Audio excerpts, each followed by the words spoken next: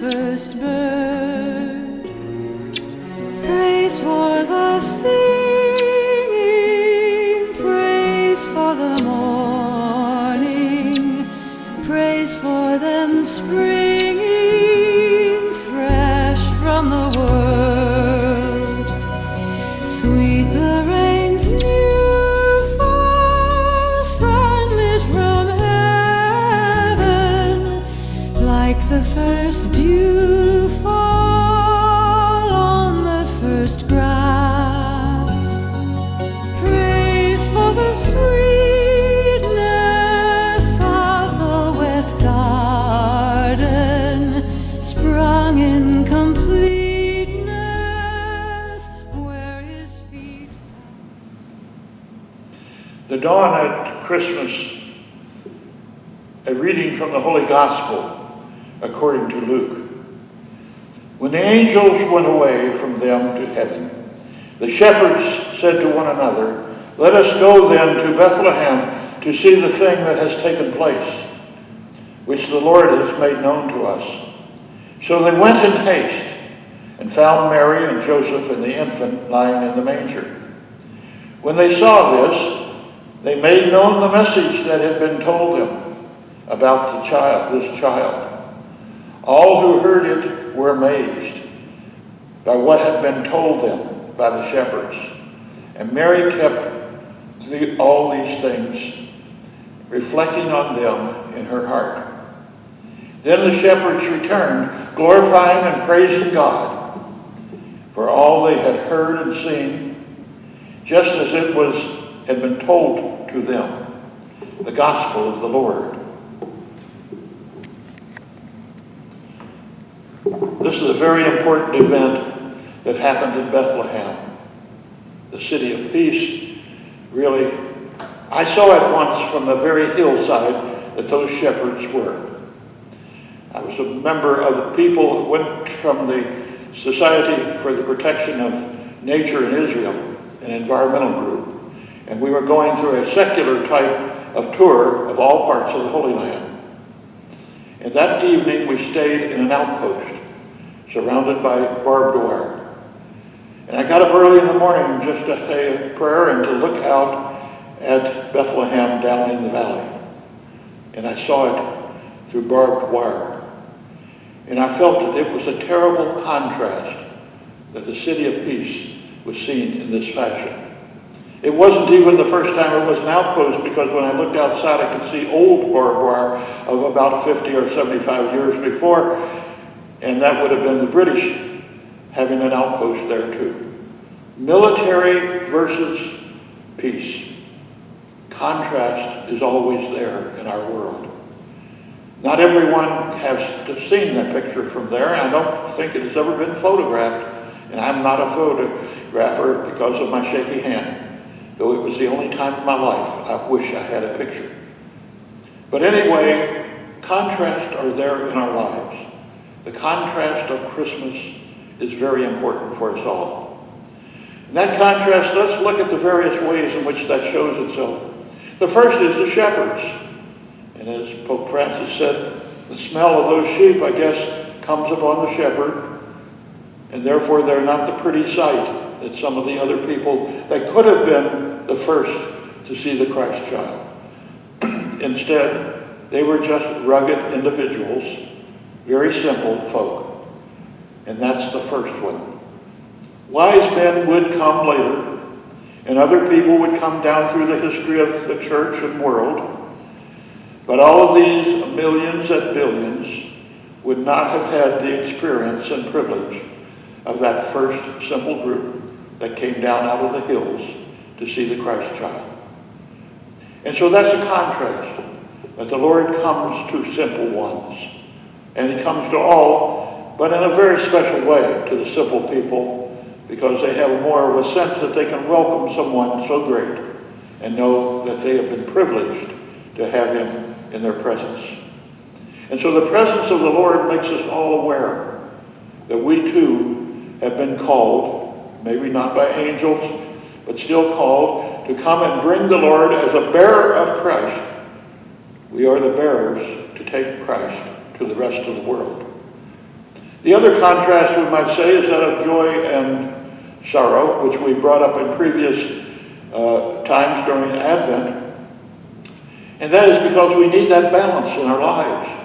The balance, especially at this time of pandemic, terrible health problems that we face in the world today, we have to have the balance of having an interior joy and an exterior way of concern where we do something about it for others.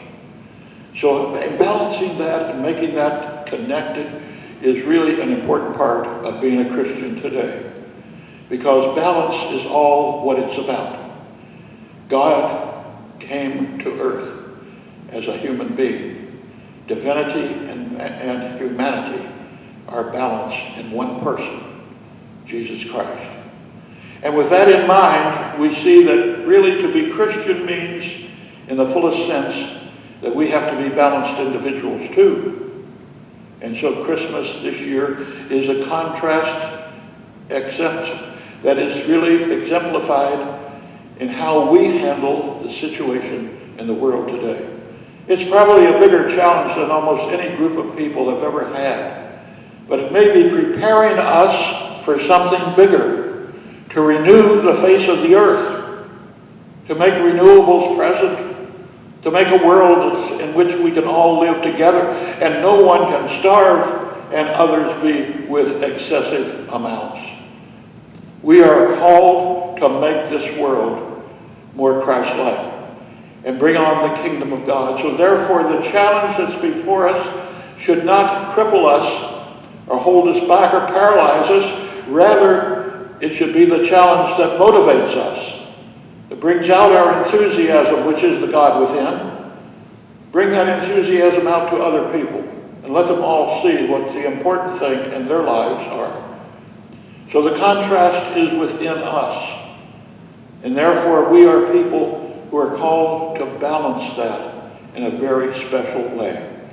Others have sorrow, deep sorrow, especially the ones who have lost loved ones during this terrible time, or who have undergone the illness itself in special ways, or be the caretakers of them.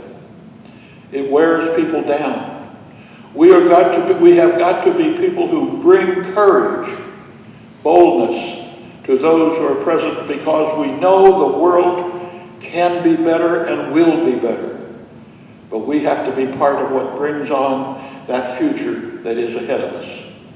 We are challenged through the contrast of Christmas to be people who right now can see beyond military and peaceful means, see beyond the simple and the affluent, see beyond these things to where we can have an established kingdom of God. And that's what Christmas is about in the fullest sense.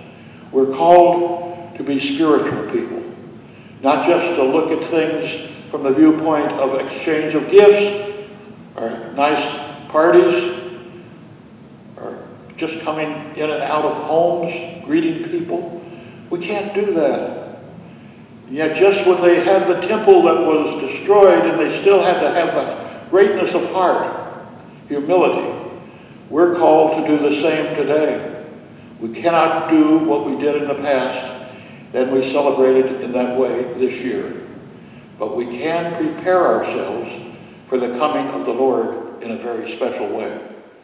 So as we look at things in this fashion, we know that we are called by God to find the contrasts that exist among us, accept them, not reject them, take them in, make them ourselves, and prepare to give them out to other people, because we are called to be bearers of Christ to the world. And we are to bring the good news, just like the shepherds did, good news. We are to bring good news also to all who are around us. And this is what we're called to do at this Christmas.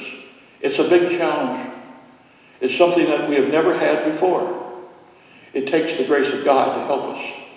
We are to pray in very special ways at this Christmas more than at any other that we have ever undertaken, to do the things that make this Christmas a very joyful event, as well as being one in which we are deeply concerned about the many people who are in need. And we want to make these two together because Christ became one with us. God-man was one. And the Messiah's birth is what we celebrate today.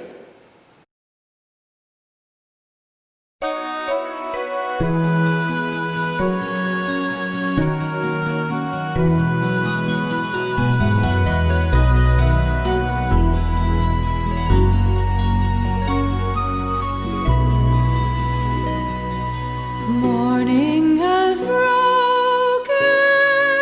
like the first morning. Blackbird has spoken like the first bird.